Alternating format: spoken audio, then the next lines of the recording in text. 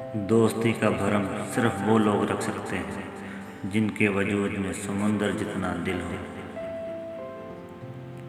دکھ میں کبھی پچھتاوے کے آنسو نہ بہاؤ، کیونکہ تم وہ خوش نصیب ہو جس اللہ نے آزمائش کے قابل سمجھا۔ جو ذرا سی بات پر دوست نہ رہے، سمجھ لینا وہ کبھی دوست تھا ہی نہیں۔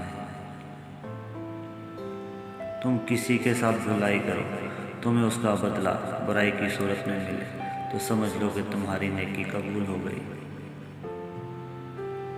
جب تمہارے پاس رزق تمہاری ضروریات سے زیادہ ہو تو فوراً سمجھ جانا یہ کسی کا حق ہے جو تمہارے پاس اس کی امانت ہے۔ صرف دو لوگ مقدر والے ہوتے ہیں، ایک وہ جنہیں وفادار دوست ملتا ہے اور دوسرا جن کے ساتھ ماں کی دعائیں ہوتی ہیں۔ زندگی تب اور بھی خوبصورت ہو جاتی ہے جب آپ لوگوں کے نظریے اور تنقید کو نظر انداز کرنا سیکھ جاتے ہیں۔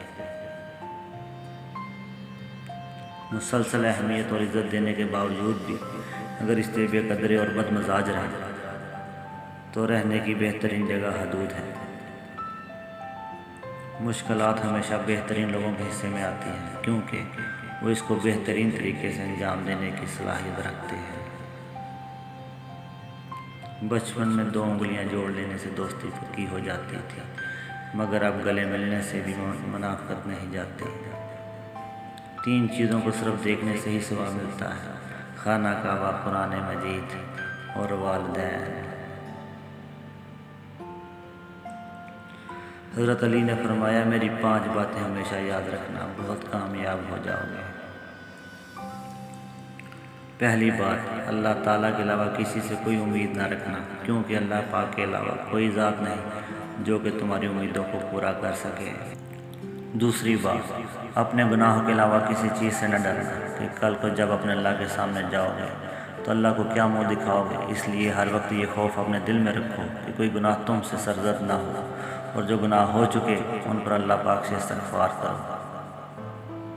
تیسری بات یہ ہے کہ اگر تم سے کوئی ایسی بات پوچھی جائے جس کا تمہیں علم نہ ہو تو یہ کہتے نہ شرمانا کہ میں نہیں جانتا۔ بہت سے لوگ ایسے ہیں جو کہ ایک چیز کے بارے میں نہیں جانتے پھر بھی تکے لگانا شروع کر دیتے ہیں۔ کسی دوسرے موقع پر حضرت علی نے یہ بھی فرمایا تھا کہ اس بات کا اقرار کر لینا کہ میں اس بارے میں نہیں جانتا، یہ بھی آدھا علم ہے۔